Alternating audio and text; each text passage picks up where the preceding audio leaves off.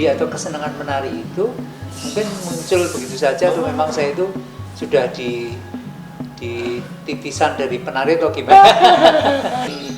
Banyak sekali saya isi webinar, Zoom meeting dan sebagainya tentang motivasi bagaimana supaya menanamkan kecintaan budaya kepada anak-anak usia dini. Iya.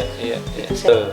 Nah, anak milenial kalau kadang-kadang dikatakan tidak senang budaya, ya karena tidak dijejeli itu tadi orang tuanya mungkin sudah tidak punya edukasi tentang seni budaya sama sekali. Nah, Nini Tawa itu diciptakan Mbak Tuti tahun 73. Waktu itu hanya berdua dengan Mas Naryo kan. Iya.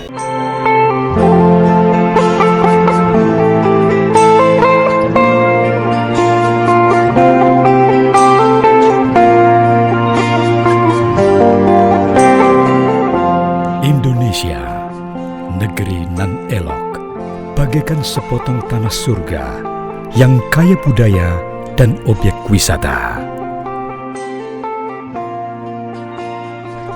Keanekaragaman budaya dan kekayaan alamnya yang membentang dari Sabang hingga Merauke, dari Myanmar hingga Pulau Rote, sungguh indah nan mempesona dengan semboyan Bhinneka Tunggal Ika.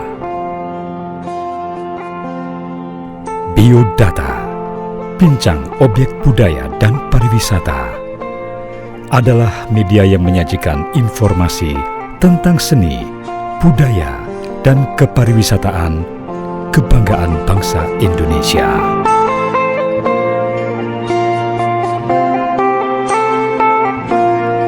Biodata memang istimewa.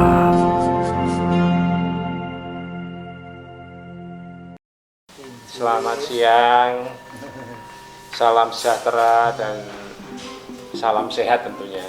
Amin. Yeah. Saya juga tak lepas ya. Kita sudah aman. Udah jaga jarak, udah prokes. Sudah prokes, sudah PKB. Ya, jadi ini Mas Didi, soan saya di Padepokan atau Sanggar Natya Laksita ini dalam rangka ingin bincang-bincang mengenai budaya dan juga nanti pariwisata. Mengawali diskusi atau bincang ini kepengen tahu Mas Didi itu pada usia berapa sih mungkin menari atau apa ya, kan mesti ada proses ya. Jadi mulai umur berapa atau kelas berapa sudah bisa berkesenian atau ya mungkin menari, dan apakah itu karena turunan atau memang itu otodidak atau memang ada satu bakat gitu lah. Monggo Mas Didi. Iya, jadi kalau flashback ke belakang ya, masa kecil saya menari itu awalnya itu hanya untuk acara-acara di sekolah, kemudian di gereja. Kalau keturunan saya rasa nggak ada, karena bapak saya kan orang Tionghoa, istilahnya identik dengan bisnis. Ya. Ibu saya orang Jawa, ibu rumah tangga biasa. Tapi ke hobi atau kesenangan menari itu mungkin muncul begitu saja atau memang saya itu sudah di titisan dari penari atau gimana? Saya nggak tahu, tapi memang sudah ke sana. Nah, setiap kegiatan di gereja, di sekolah itu saya pasti senang menyanyi, menari, itu senang banget. Cuman karena saya lahir di kota kecil Temanggung, jadi guru-guru tari seperti di Jogja nggak ada Mas. Sedianya guru di desa lah, desa ya. Yang mana kebanyakan justru seniman-seniman daerah itu kan all round Mas. Yo iso ndamel, bisa main nembang, bisa main ketoprak, bisa wayang wong. Nah, guru-guru saya di desa itu begitu. Nah, awalnya itu kecintaannya sebenarnya dari banyak nonton. Makanya saya banyak sekali saya sharing ke generasi muda. Banyak banyak sekali saya isi webinar, Zoom meeting dan sebagainya tentang motivasi bagaimana supaya menanamkan kecintaan budaya kepada anak-anak usia dini. Iya. Itu saya mengalami, Mas. Karena kakek saya yang orang Tionghoa itu sangat menggemari budaya Jawa. Jadi kalau di desa dulu, desa Kandangan ya, kalau pas panen bako gitu, itu ngumpulin orang-orang di sekitar warga di desa itu, lalu kelenengan, Mas. Iya. Itu kan berarti ada sentuhan budaya Jawanya. Kelenengan, nanggap dulu istilahnya di Jawa kelenengan ya. Kelenengan Iya, bukan wayang kelenengan. Nah kemudian sering aku dijak nonton wayang kulit. Ya orang ngerti cerita itu tapi kan karena diajak kan otomatis itu yang termemori, Mas. Jadi muncul ketertarikan kesan itu dari tadi kebiasaan. Dan itu setelah perjalanan saya sekian puluh tahun saya melanglang buana belajar ke sana ke sini, jadi saya menganalisa bahwa itu sebenarnya brainwash, Mas. Jadi kalau anak kecil dari kecil itu disuguhi atau dijejeli seni budaya terus itu lama-lama dia akan termemori kan. Jadi senangnya itu senang dari hati, bukan dipaksa. Nah, anak milenial kalau kadang-kadang dikatakan tidak senang budaya, ya karena tidak dijejeli itu tadi. Orang tuanya mungkin sudah tidak punya edukasi tentang seni budaya sama sekali. Makanya saya kemarin sempat Zoom meeting juga dengan Pak Nadiem. Saya narasumber tentang edukasi budaya itu, saya juga menyampaikan bahwa kalau di Indonesia edukasi seni budaya itu di sekolah itu harus. Jangan ekskul, Mas. Jangan ekskul ya. Jangan. Yang sambilan itu ya. Itu sambilan nggak mungkin dipilih, tapi menjadi keharusan. Pokok. Karena kalau pokok itu bukan mau mendidik. Nah, kadang-kadang orang tua itu sering salah interpretasi toh. Anakku diajari kesenian kok harus jadi seniman, jadi apa iso bukan itu. Tapi olah seni itu kan mendidik generasi untuk berbudaya. Sinau toto kromo etika. Makanya generasi sekarang yang tidak punya etika itu kan karena masih budaya. Iya kan? Nah, dari perjalanan selama ini saya kemudian ternyata itu ya mendasari ya, Mas ya. Benar, itu penting sekali. Bukan jadi seniman, jadi seniman orang sinanggap dan nggak mungkin toh.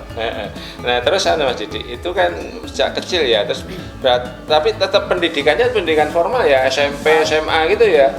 Umum ya. SMA-nya saja aku paspal. Iya. Jadi itu hanya hobi aja sebetulnya nari tadi ya. Betul. Tapi kan setelah selesai SMA terus agak menjurus nih ya. Benar. Nah, terus agak menjurus ya mendalam. Apa kok bisa dari paspal kok malah sekarang jadi lebih menggeluti hobinya tadi? Apa yang menginspirasi apa?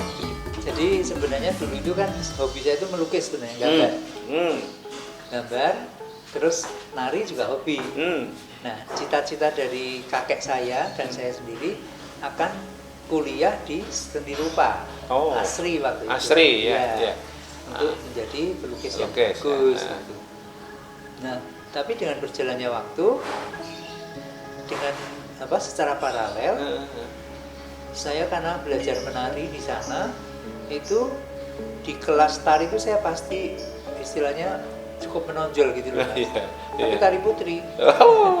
Jadi kalau misalnya juga putri atau belajar apa itu saya paling hafal.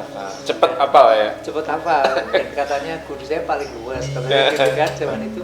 Ya kan yang menilai masih sebatas guru aja. Akhirnya sudah mulai sering tampil, diajak tampil sama guru saya. Kan? Di desa-desa, Mas. Kecamatan, di kampung-kampung 17 Agustus. Nah kemudian lama-lama dimintai untuk mengajar anak kecil. Nah itu terus dapat penghasilan, Mas, dapat honor kan dia. Dulu masih malu-malu.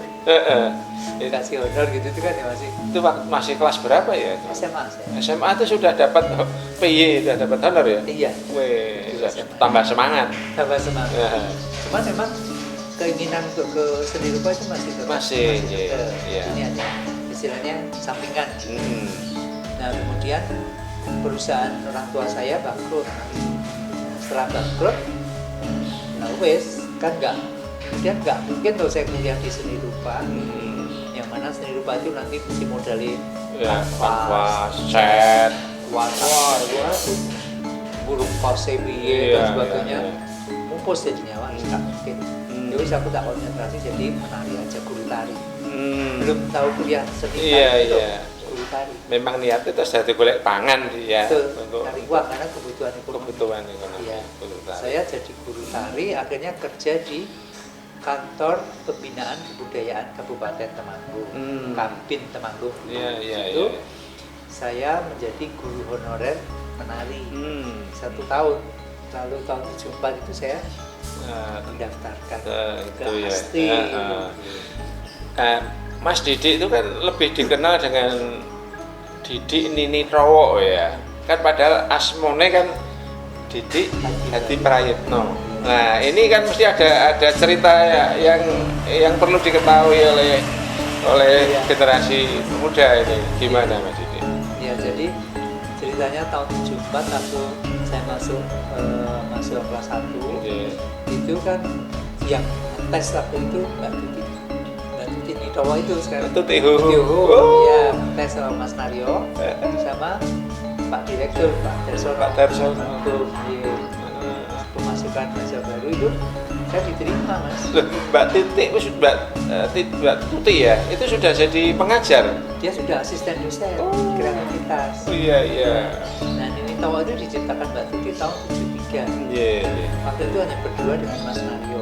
Oh, iya iya iya iya. Nah, setelah itu ketemu saya, kemudian dia tertarik mungkin karena waktu malam inaugurasi kan buat lucu-lucuan gitu. Gawe tanda di rumah.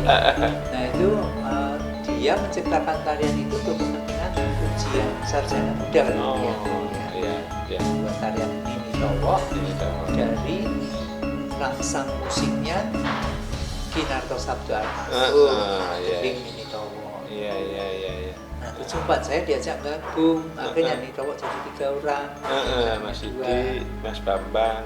Nah, sebelum Mas Bambang, Mas Naryo. Oh Mas Naryo ya. Saya, Mas Naryo, Mbak Tuti. Ya.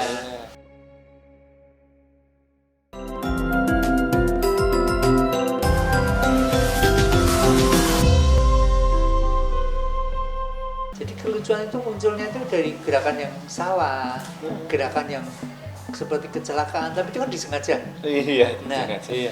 dia jalan gitu berhenti terus menghadap ke penonton gitu, terus jalan lagi gitu. Nah, oh biar tak tanggap nih 5.000 rupiah kok, saya kok puluhan juta deh. Padahal kalau kita begini itu kan kita membantu manajemennya Korea.